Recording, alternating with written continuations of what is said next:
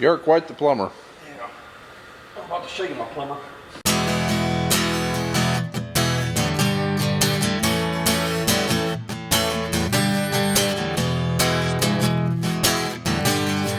Oh no, the White Death. Morning. And no, I can't see. Well, I forgot my key this morning, so Evan and I have been out here freezing waiting on Dad to get here. It's a great way to start the day. Hopefully we can keep that momentum going forward.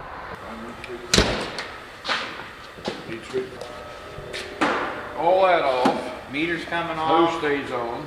This bracket and the bracket for the airbags coming off. Pro shaft drive's coming off. If you want to take the Shaft out. Yeah, hex shaft out. I can probably cut it with that.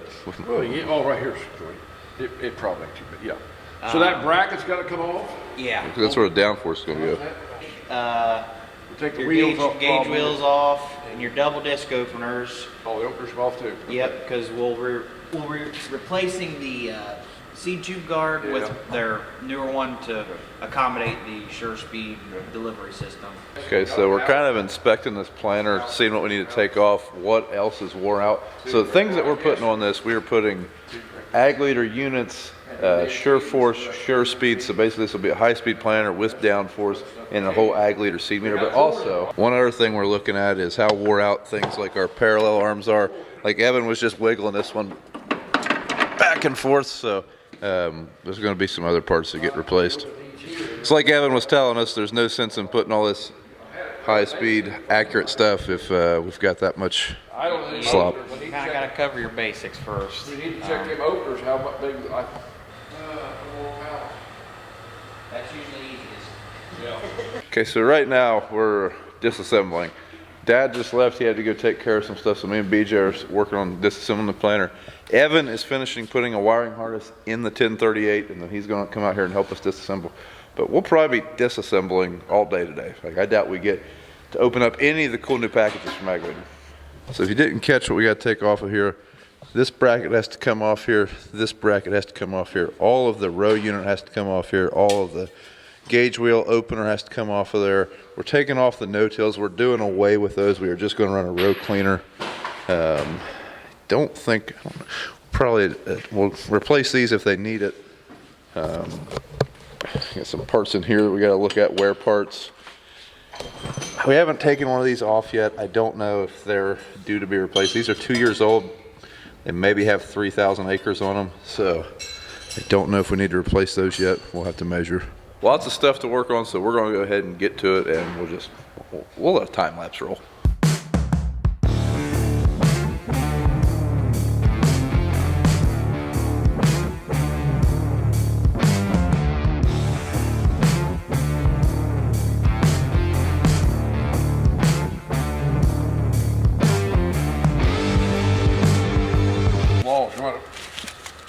Time for the important part.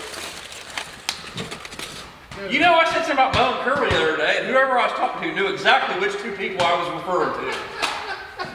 At least they called three creatures. He was mine. What? You were Curly.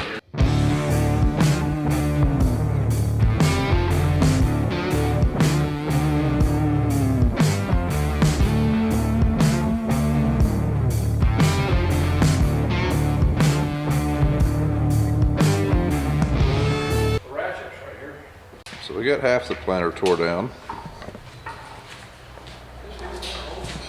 The other half, not so much. Okay, so now we've got this part of the planter stripped off. We are taking these airbag mounts off because we're not going to be running airbags, we're going to be running hydraulic downforce. So Dad and my brother, they're down there peeling those off. And as we're going to take them off, we're going to put the new bracket on that's going to hold our hydraulic cylinder for our downforce. Evan is starting to install the seed tube protectors, or whatever you want to call them, seed tube hold downs or guides. I guess I don't know what the term for them is, but there's the old Deere one there. There's the new one. So this is the seed tube guards we were just taking off of the John Deere. I don't know if I even introduced Evan, but this is Evan from Precision Agri Service. You guys have seen Evan on the channel before. Evan's who's helping us put all this stuff together. But you were just saying that a good way to tell when it's time to replace these is a 5/8 wrench, you say? Yeah, so learned this from Brett Bueller with Ag Leader. He's kind of their planter technology guru, seed command guy.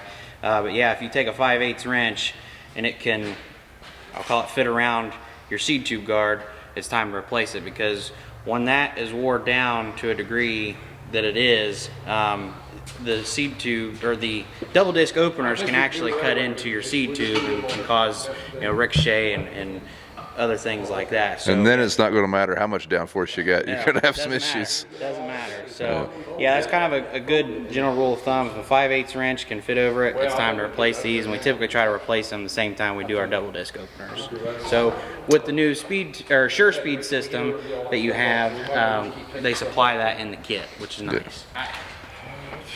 Pretty bad shape, huh? Well, really, It's not. It's not bad. It's I'm not sure. terrible, but They're still over redrillable. time, it's gonna. They're still redrillable right now, though. Oh yeah, I'd Yeah, say so. Yeah. But yeah, your row unit's just gonna sit there and kind of shimmy back and forth, and you're not gonna always get your accurate seed placement and depth with that. Yeah. So one thing we're doing now is trying to find different parallel arm kits. Trying to figure out what we want to do. The John Deere standard OEM arms, I don't think we want to go that route. I think we want to go something that's a little bit more better designed. I don't think that these are all that great. So for example, they wore out the arm instead of the bushing. So this is the parallel arm. And see, this one ain't bad, but there we go. See that? There's a lot of slop there, which is what they were looking at down there. So this thing basically wore out this arm instead of the bushing in here. That's no good. We want something that's going to wear out the bushing, which is a replaceable part, instead of the arm. So we need to get those coming soon. Now why we want to do that is because we're putting all these expensive, precise equipment on this planter to make it as accurate as possible. But if we have slop in every row, and every row has, you know, that much movement going, and it's doing that going through the field, how precise are we? And we've got this thing this tore apart, we might as well do it now.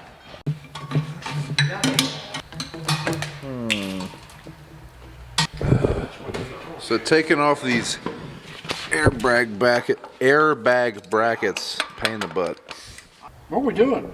Besides holding the camera and the hammer. That's kind of dangerous. Hammer's covered in oil too. Well, the drill and everything. I mean, we got to take the whole unit off. Take the whole unit off, and all we got's the 2 U-bolts. Pull that plate right there off and drill it. Okay, so we've decided we're going to take all these older yetters off. This is an older style yetter. We need to update these to the different style, but for now we're taking these all off because it looks like we're probably going to end up unbolting each unit. The linkage arm kit we want, we've got to ream out this hole to put a bushing in. It's going to be way easier with it off the planter. So each row is going to take this U-bolt off, pull off the row, drill out what we need to drill out, and then put it back on. So to do that, I figured it's going to be way easier just take the row cleaners off. And we want to get rid of the no-tills. I don't know what everybody else's theory is, but we're doing away with the no-tills. Especially running strip till, I don't think we need them. But while they're doing that, I'm going to go ahead and strip the other half of the planter. We were going to keep one half together and then just work on one half, but with us waiting on parallel arms, those aren't in stock, so we're going to be waiting on those for a little bit.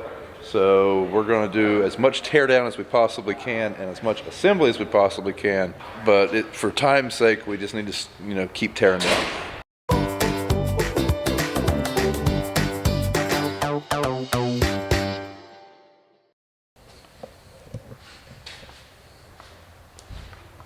Alright guys, that's going to be it for this video. We got most of our teardown done, at least most of it that we're going to do till we get some parts. Still got to take off some openers, a couple other little things. That was the easy part. We got a lot of stuff to do this planter. The more we got to look at the parallel arms, that's going to be a tedious process. It's going to take some time. But like I said earlier, there's no point in putting all this money and all these fancy parts in this planter if we still have limiting factors like that. And we want to be able to use this planter for several more years. We could probably put some bushings in these arms and maybe get another year out of them, 2 years, but like I said, we want to keep using this planter for a while after we make all these upgrades to it. So it is what it is. I was really hoping we could, you know, work on this for like a week straight, get it knocked out, but that's not going to be the case. We're going to probably come here tomorrow, work, hit a stopping point, and be waiting on parts. Now Evan from Precision Agri Service, he will be back eventually, but he's basically showed us what to take off, and then he will come back when we get to a point where we need him to help us, or to show us what to put on. We're going to try to do as much of this work as possible ourselves. I mean, we are going to have some help from the dealership, but the more we can do by ourselves, the more money we will save. And yeah, everything costs money, and you know, it's always a consideration. But if anyone is in the market for some used E-set meters, we have 24 rows, $50 a piece. I'd prefer to sell them all at once, but message me. Email's in the description. Also, I still have all the lights off of the John Deere. I think in the first video I said 400 bucks. $200 you can have them. I just want them out of here. So if anyone's interested, email me. But yeah guys, that's it for this one. Thanks for watching.